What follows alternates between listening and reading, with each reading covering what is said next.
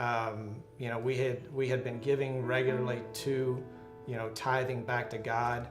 And then when the building campaign came, we talked about it, prayed about it, and decided that we were going to give, a pretty decent sum, as a check to start the building fund, to get it going. And we decided also to increase our weekly contribution, of what we're going to give, not just a lump sum, but then go sacrificially above what we've been doing, because we trusted in God in that. And then at the same time that happened, my boss calls me in and says, "Hey, you've got too many managers in your department. We need to cut expenses, so you need to get rid of one of your managers, or I'll give you the option, you can take a pay cut." So I thought about it for a while and prayed about it and decided that I think I would rather take a pay cut than for this guy to lose his job. And this was right after we had just decided to start sacrificially giving more to the church than we had previously. So now I look at my finances and I realize now I'm giving more and now I'm going to be making less. I think the standard reaction would be you'd kind of freak out and say, okay, I'm going to quit giving more because now I got to live on less. But that thought didn't come into my mind that much. It was more of God saying, I've got you in this. I didn't really give it a second thought on there. I took the pay cut and continued to give more. Most people in the car business would have fired that person. And it's a shame, but that's how it is. But when God puts godly people in that business, you can see the change. And him taking that pay cut, it's an example for other people. I mean, it's a huge thing, and I don't even know if those guys know the whole thing, if they know he had to take a pay cut for that. But what God does in secret is always honored, or what you do in secret is honored. So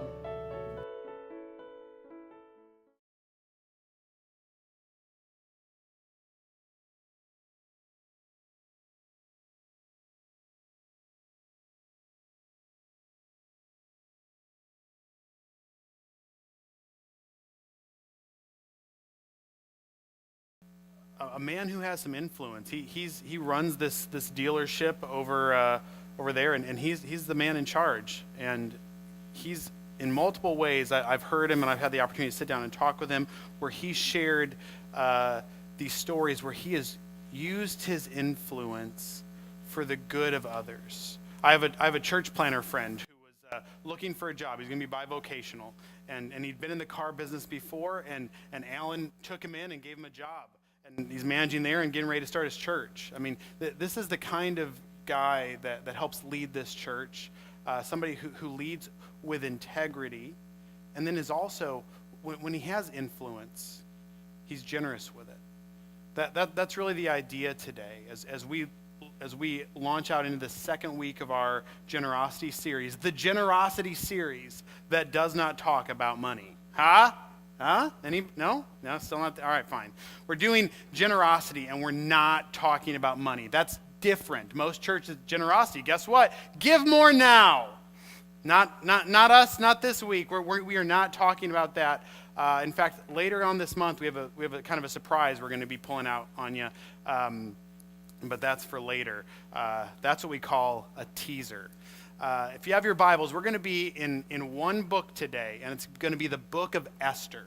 We are going to go from chapter 1 through chapter 10. I'm going to kind of walk you through this story. This is a massive story that's in the Bible. So if you Job is kind of a long book. Right before Job is Esther.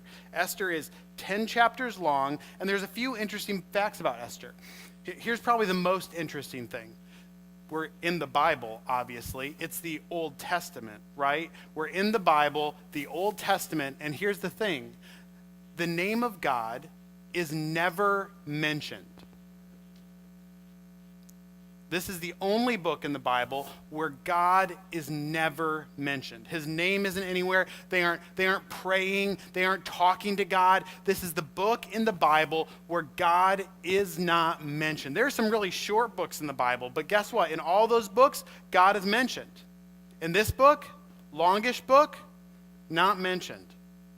Not mentioned, but on every page, in every part, God's presence saturates it. As we kind of walk through the story of Esther, I'm going to share with you where we see God's presence. We're going to talk through the whole story. As we talk through the whole story, at the end, we're going to make about 5 points on influence, and then we'll be done. Before we do that, though, I want to go over some of the characters you're going to see here, because this is a real story. This is a true story, and there's about 4 main characters we're going to talk about. First one is Ahasuerus, okay? This is the famous King Xerxes. So if you've seen the movie 300 Spartans, wherever, that massive guy, whatever, that guy is King Xerxes. And he ruled a massive amount of the world. In fact, we've got some maps for you. Let me show you the massive maps, the massive area where Xerxes ruled. Do we have those up there? We're getting there. We're efforting. There we are. Look at this. The Bible says he actually reigned from Ethiopia to India, and then that didn't really talk about the east. It runs up into Greece. It's a massive amount of area that this guy is in charge of at the height of his rule. Can you kind of zoom out and show where that is? I think Lindley had a zoom out map too as well. Yeah, there it is. So there's Eurasia. That's the part of it, a massive amount of 3 continents. Xerxes. He's king of Ethiopia and India. Second person here, a guy named Mordecai. He's a devout Jew working in the capital. So Susa is the capital. That's where Xerxes is. He's essentially part of the government, part of the central government of the nation. He's part of it. He's not high up, but he's part of it. He's a devout Jew who doesn't really talk about being a Jew. Then there's this next guy. His name is Haman. He's second in command in the kingdom. As the story goes, he gets risen up to second in command. He's essentially Xerxes' best friend. He hates Mordecai and the Jewish people. He is an anti-Semite. In fact, he's part of an ancient people that lived in the land of Israel that had been taken captive, and they always stood against Israel. And then there's Esther. She is a Jewish girl, raised by Mordecai, becomes the queen, and saves her people. Esther, the word means star. Her Hebrew name actually means myrtle, like myrtle tree. You know, Esther sounds better, right?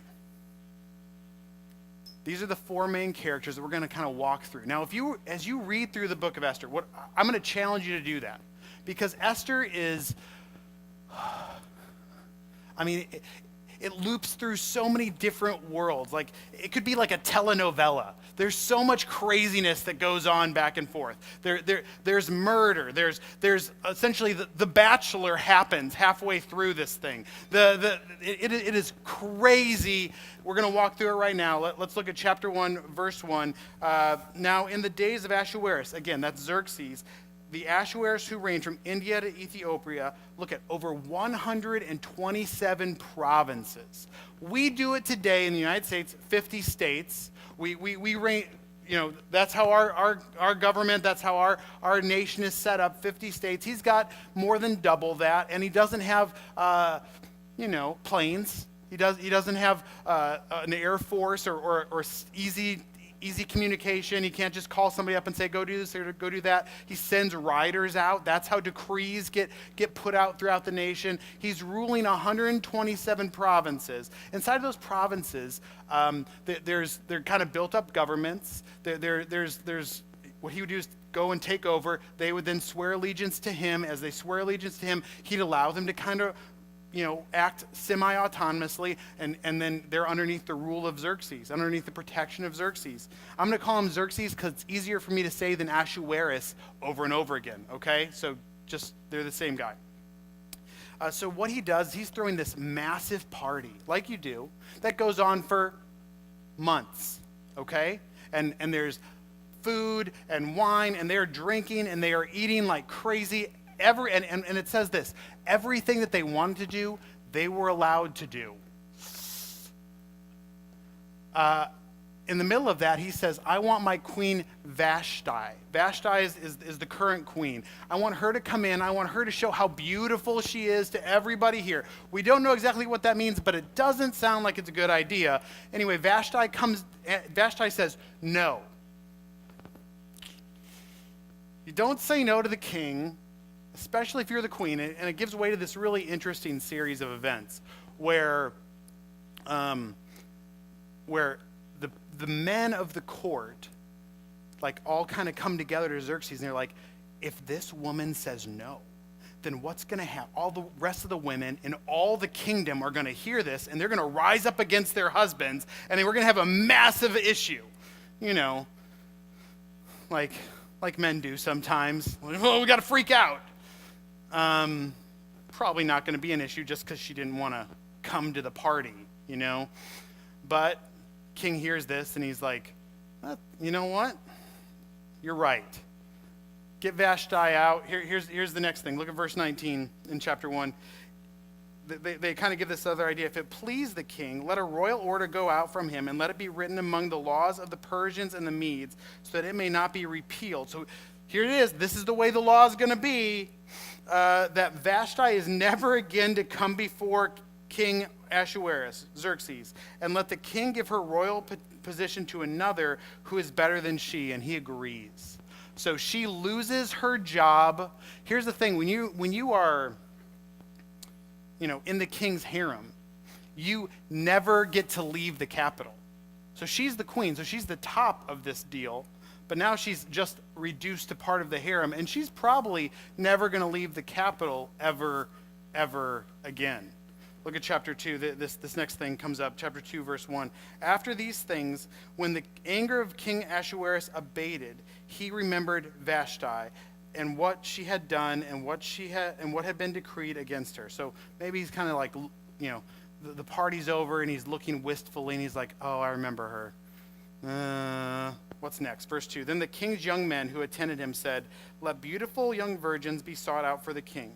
And let the king appoint officers in all the provinces of his kingdom to gather all the beautiful young virgins to the harem in Susa, the citadel, under custody of Haggai, the king's eunuch, who is in charge of the women. Let their cosmetics be given. I didn't know the word cosmetics was in the Bible.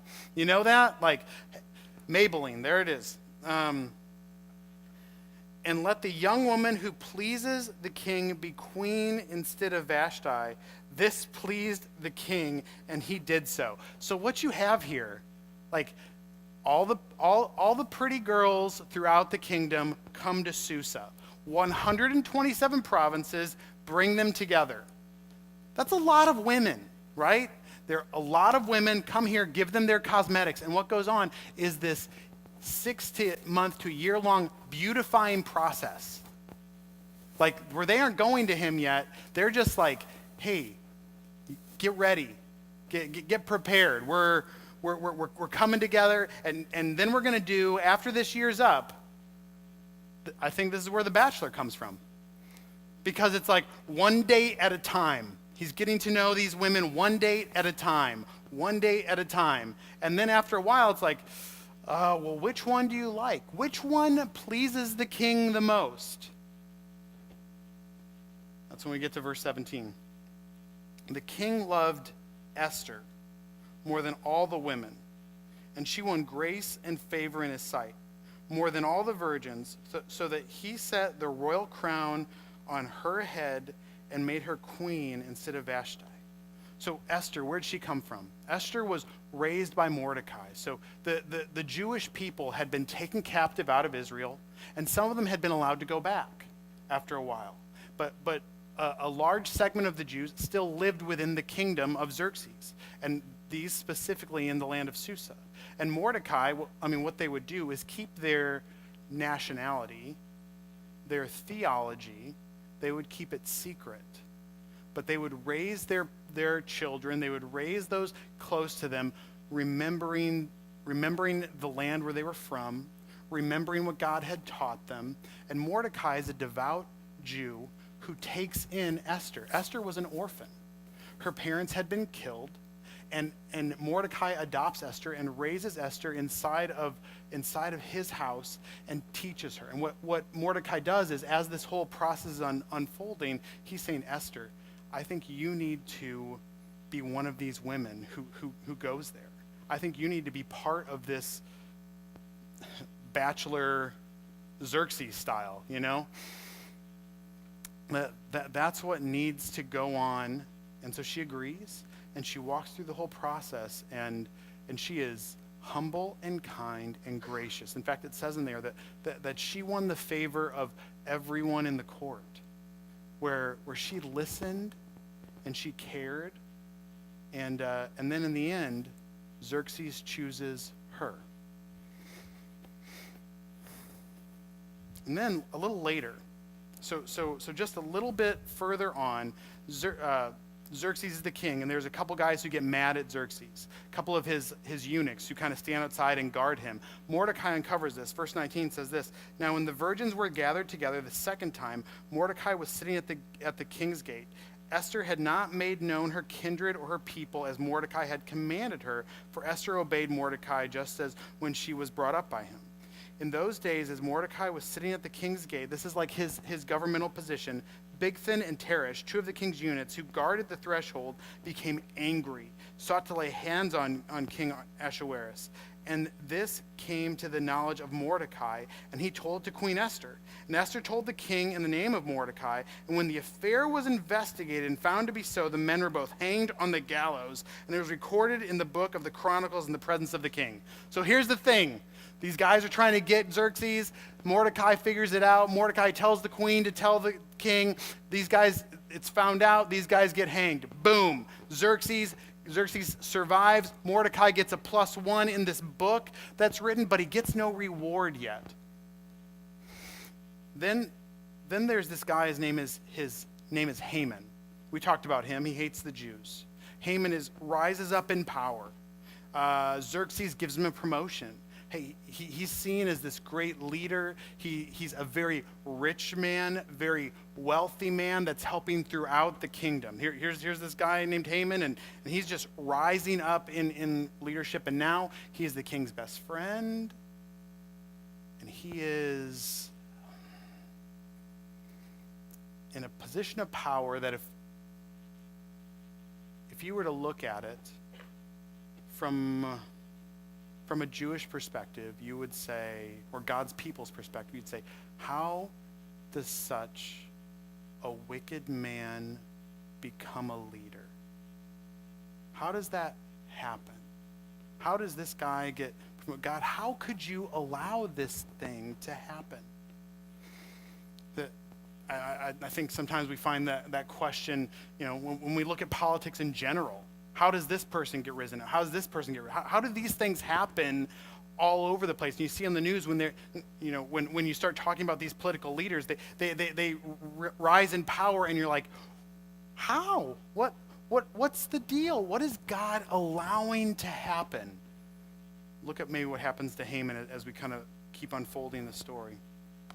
He gets risen up, and then Mordecai refuses to bow down to him. Mordecai says, I'm not going to bow down to this guy. Remember, he's an observant Jew. He's a devout Jew. And remember the first commandment, the idea that bowing down would somehow signify that this person is a god. And Mordecai would not do it. He didn't do it for King Xerxes, and somehow he had that worked out. And he wouldn't do it for Haman. He would not bow down. He instead stood. This offended Haman, and Haman's like, I want to kill that guy. So he hatches a little plan here. Verse 5 in chapter 3. When Haman saw that Mordecai did not bow down or pay homage to him, Haman was filled with fury. I just picture him as like a real little man who's just angry, like Napoleon figure, but little man's disease. I don't know if you've heard of that, but I don't know, maybe that's a thing. Verse 6, but he disdained to lay hands on Mordecai alone. So he didn't just want to hurt Mordecai. So as they had made known to him the people of Mordecai, Haman sought to destroy all the Jews, the people of Mordecai. throughout the whole kingdom of Ahasuerus.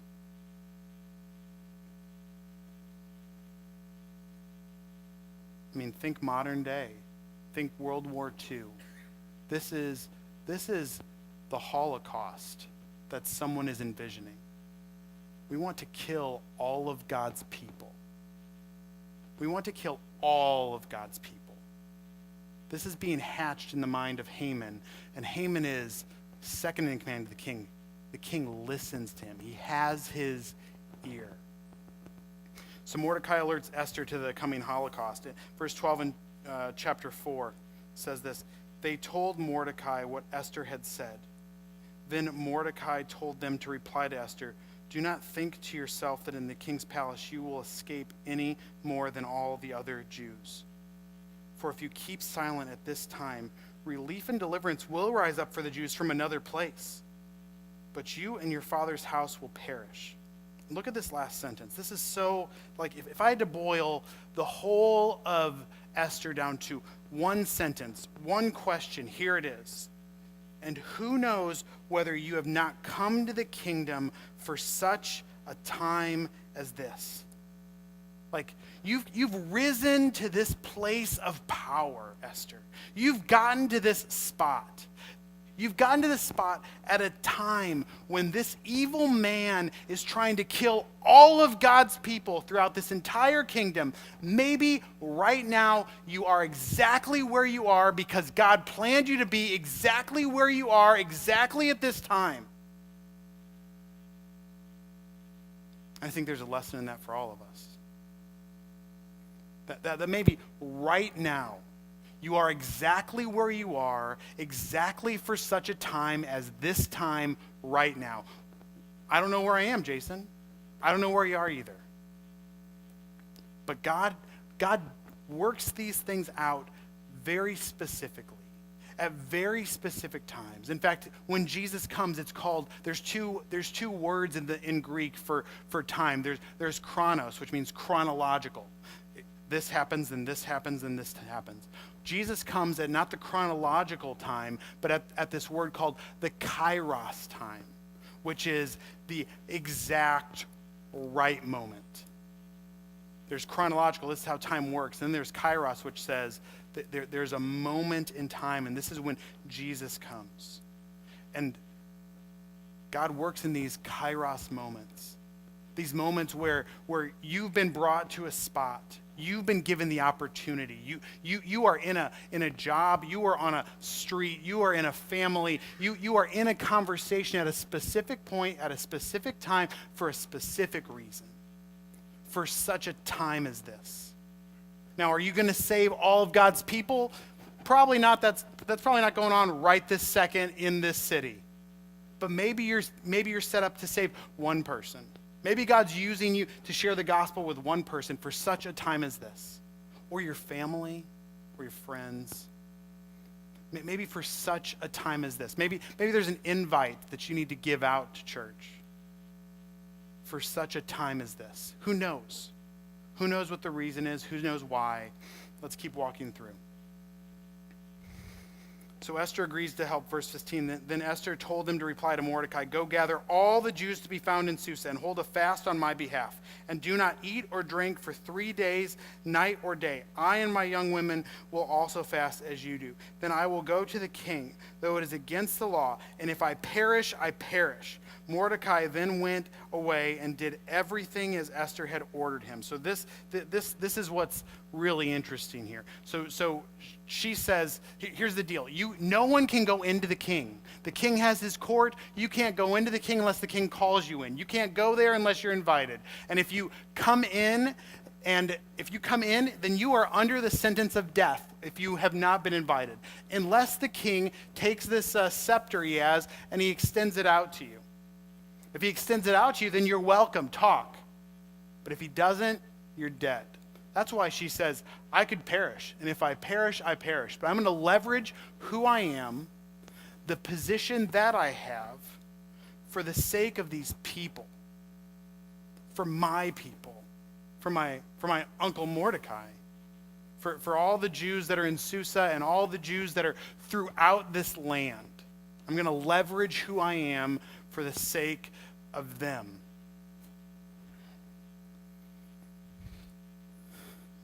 And so she throws a dinner party. Like you do. So she goes in, the king says, yes, good. Come, Esther, what do you want? And she says, I want to have you all for dinner. Bring Haman. You and Haman, come on, okay? That happens, verse 6. And as they were drinking wine after the feast, the king said to Esther, what is your wish? It shall be granted you. And what is your request? Even to the half of my kingdom it shall be fulfilled. Esther, you can have anything you want. Then Esther answered, my wish and my request is, if I have found favor in the sight of the king, and it please the king to grant my wish and fulfill my request, let the king and Haman come to the feast that I will prepare for them, and tomorrow I will do as the king has said. So she's like, come to a party tomorrow too. Bring Haman again. Why 2 parties? You'll find out. But she just says, here's what I want you to do. I want you to come back. Bring Haman again. It's going to be a great party again. He agrees. They do it. Haman goes home, goes and tells his wife this, and they're just like filled with this rage. Like, oh, we've got to destroy this Mordecai. I can't believe this guy who has pushed us aside, who has said, I don't care. I'm not going to bow down to you. I'm not going to exalt you. We've got to kill that guy. And his wife's like, yeah, let's kill him.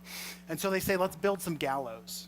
We're going to build some gallows, and tomorrow or the next day, we'll have Mordecai hung.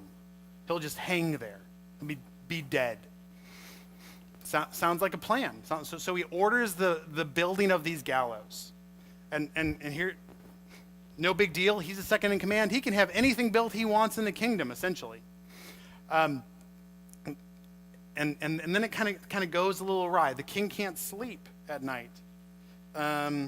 And as the king can't sleep at night, they bring in that book of the deeds that happened in the kingdom. Remember that book where Mordecai had snuffed out that conspiracy to kill Xerxes? He brings that book in, and the guy starts reading. And he says, has Mordecai ever been rewarded for this thing? And they say, no, Mordecai's never been rewarded for this thing. And so the king's like, all right. And he asked him, who's in the court right now? Who's out there in the courtyard? And they said, Haman's in there. So he says, bring Haman in. So Haman and Xerxes are talking, and Xerxes says, what would you do for a man who has the king's favor? What would you do for a man who did these amazing things for you? And what he ends up doing is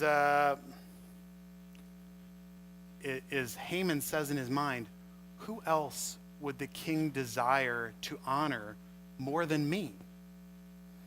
So get the picture. Xerxes is on his throne talking to Haman. Haman's thinking, he's obviously talking about me. He's talking about Haman. I'm his favorite. I'm number 2 in the kingdom. No one's bigger than me. No one's better than me. So here's what you should do, king. You should put on him the royal robes that you've worn.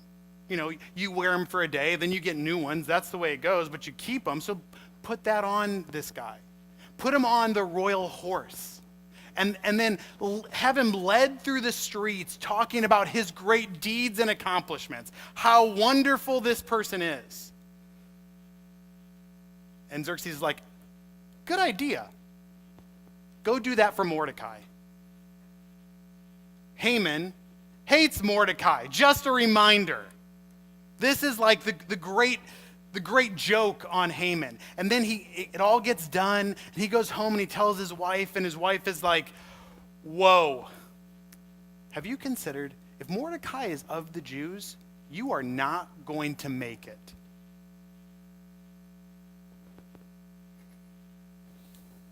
Friends, listen to your wife.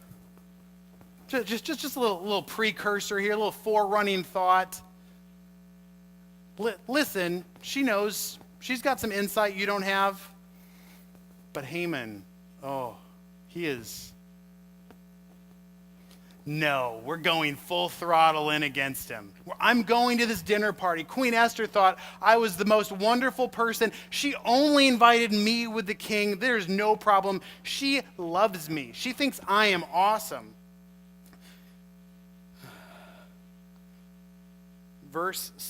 Chapter 7, verse 1. So the king went into the feast with Queen Esther. And on the second day, as they were drinking wine after the feast, the king said to Esther, "What is your wish, Queen Esther?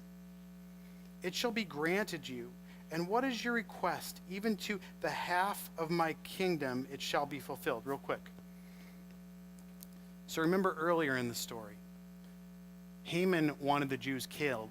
The king said, okay, we need to refill the treasury. So what happened is this edict went out through all the provinces that the Jews should be killed on a very specific day. It went out with the king's signet ring on it. That means that it cannot be taken away. That's what's going to happen. On this very specific day, the Jews are going to be killed everywhere in this kingdom. Verse 3 in chapter 7, the Queen Esther answered, "If I have found favor in your sight, O king, and if it please the king, let my life be granted me for my wish. My wish is that I get to live, and my people for my request. For we have been sold, I and my people, to be destroyed, to be killed, and to be annihilated. If we have been sold merely as slaves, men and women, I would have been silent, for our affliction is not to be compared with the loss to the king." Essentially, king, you were going to lose money, so because you're going to lose money, it would be okay if we were sold as slaves, but I'm asking that you help our people survive. Verse 5, then King Ahasuerus said to the Queen Esther, "Who is he and where is he? Who has dared to do this?" Do you feel? His ire is raised. He is ready to do something. This is a beautiful sentence right here. And Esther said, "A foe and an enemy, this wicked Haman." There are 3 people at dinner. Esther, Xerxes, Haman. We're talking like this. That guy right there. Ho. Then Haman was terrified before the king and the queen. Xerxes goes out into his garden and starts thinking, what should I do? And you read this verse and he's just so angry. And Esther is there pleading, please let me live. Esther's there and Haman's like, please let me live. Please let me live. Like the urgency with which you would expect, right? Like, please just oh, I shouldn't have done that. Like, I've been caught. I still hate your guts, but please let me live. I hate your uncle. I hate Mordecai. I hate all the Jews, but let me live, please. She put on her noise-canceling headphones, right? Like, and verse 8 goes like this. And the king returned from the palace garden to the place where they were drinking wine as Haman was falling on the couch where Esther was. So he's just like, he's on his knees. Like, hey, Esther's there, and he's like, please, like, the picture is amazing. And the king said, will he even assault the queen in my presence, in my own house? As the word left the mouth of the king, they covered Haman's face. Like, Godfather just comes to mind immediately. Like, all right, we're taking you out now. Bag overhead. See ya, Haman, never to be seen again until you're on the gallows that you constructed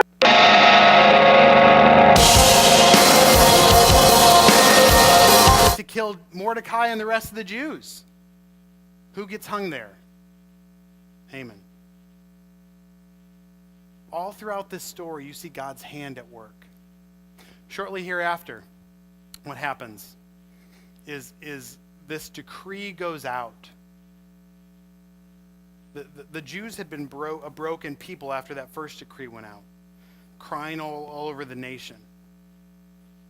A second decree goes out because that first one can't be taken away. The first one was all the Jews get killed on this day. You're like, well, why don't they just flee? Because they can't flee out of the country. They can't flee far enough. Maybe if you live on the edges of the kingdom, you can get out, but maybe you can't. Most likely, you're in a city in the middle of this thing, and if you're running, they're going to ask why, and you're going to be gone. And they are not allowed to fight back. Well, this decree goes out now, after Esther asks for it. And it goes far and wide all throughout that the Jews are now allowed to defend themselves. And if anybody comes after them, they can defend themselves. This is the ruling of the king now. And so they do. And no Jews are lost. But 500 people, at least in Susa, they are killed as they've tried to attack the Jews. So Esther is used to save her people throughout 127 provinces, Ethiopia to India. She utilizes her influence. She has killed no one. She's in control of none of this outside of taking her influence and using it for the good of others. This is the story of Esther that preserved the Jewish people. The Jewish people whereby Jesus comes. Mary was a descendant not of Esther, but of those who were living in the land at the time. And we know, we just celebrated it last month, the coming of Jesus through this Jewish girl named Mary that was preserved because of the influence of Esther. It's an amazing story, right? You can go home and read it. Like it's I left out some parts because there's kids in the room, okay? So go wild. It's crazy. Sometimes you're like, oh, the Bible is such a tame book. It is not a tame book. This is a great story showcasing influence, and I want to talk about 5 points as we close here. Here's some thoughts on influence. Number 1, everyone has influence on someone. Everyone has influence on someone. Think about this. Xerxes had it on the kingdom. That was the main influence, right? He's in charge of this whole kingdom. But then Haman had it on Xerxes in order to send out that initial decree. And then Mordecai had it on Esther. Mordecai, who raised her, taught her well. Think about that, moms. Think about that, dads. You are raising children up, and you don't know what's going to happen right now. And they may be crazy, and you may want to put on your kid canceling headphones. That's what I do on occasion. It's okay. But what they need is for us to raise them well. Because you don't know the effect that they're going to have later on in life. And what you raise them in is what they're going to fall back on as they get older. Esther on the king. You have influence. Maybe it's very clear. You're the boss somewhere. You have influence over these people. You're the leader somewhere. You have influence over those people. Maybe it's very, very clear. Maybe it's a little more mucky than you realize. But you have it. Number 2, your influence is your greatest opportunity. The influence that you have is your greatest opportunity to do good for the kingdom. John Maxwell, I'm sure you've heard of John Maxwell. He's the leadership guru. Recent Google search, I was just interested. How much is John Maxwell worth? Just randomly. Like, he's written a ton of books. He owns a couple companies. He's probably worth a few $1 million, right? Googled him. Some of you guys are doing it right now. I see you. I'll save you the time. $700 million. Yeah. Come on, John Maxwell. You know some things about leadership. And they said, John Maxwell, boil leadership down to one word. What's your definition? Leadership is influence. Leadership is influence. You have the opportunity to influence.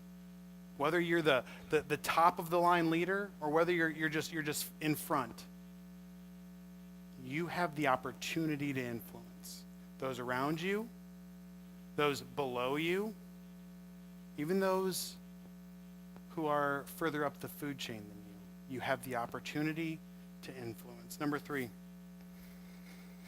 think about this. Whoever you listen to has influence on you.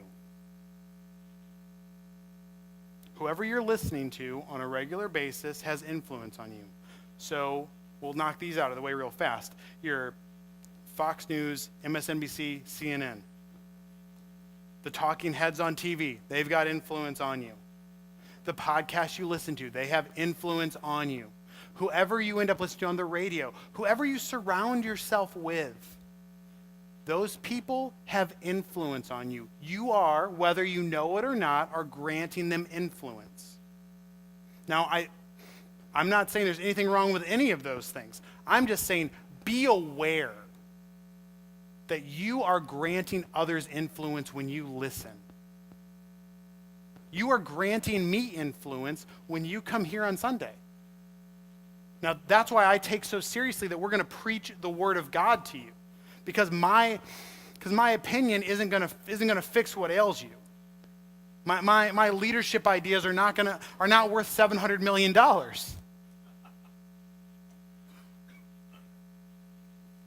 Your coming here, I hope, is that we want to learn what God has to say, and we want to be influenced by that. That's what this place is going to stand for forever, as long as I have anything to say about it. Number 4, whoever listens to you has granted you influence on them. In James, there's this really scary verse for anybody who's a pastor. Like, beware any who teach, for theirs is the greater condemnation. The word condemnation is a terrible word, right? It sends shivers up your spine. Like, you're a teacher, guess what? Greater condemnation for you. Take it seriously. When you've been given a place of leadership, take it seriously. Whoever listens to you has granted you influence on them. That means that they're open. They may not seem open right then, but the words that you speak into them, they ring. Number 5, and this is the entire point. The entire point of today, the entire point of Esther, the entire point of why we're talking about generosity of influence is this. Your influence has been providentially granted to you by God. He has put you where you are for such a time as this. He has given you opportunity for such a time as this. He has put you in a place for such a time as this. What is he calling you to do? What's he whispering in your ear that needs to happen? Pray with me. Father God, thank you for the book of Esther, the story of Esther that teaches us so much.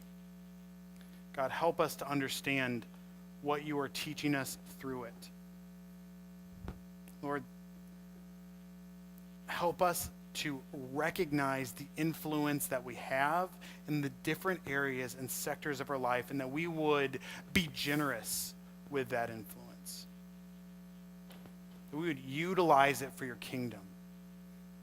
We would utilize it for who Jesus is and what he's done. Thank you for Jesus.